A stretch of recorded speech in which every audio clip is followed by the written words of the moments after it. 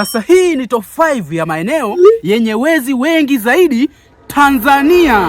Namba 5, Mbagala rangi 3.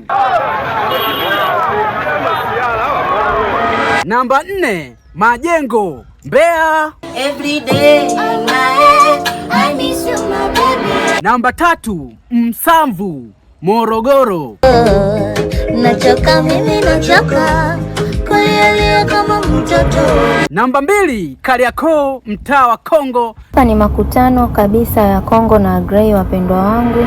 Kama ilivyo ada, nimewekea linki kwenye bio hapo. Huyo jamaa anatoa mikeka ya bure kabisa, hutoi hata 100. Alafu shuka kwenye comment niambie ni eneo gani lingine ambalo lina wezi wengi zaidi.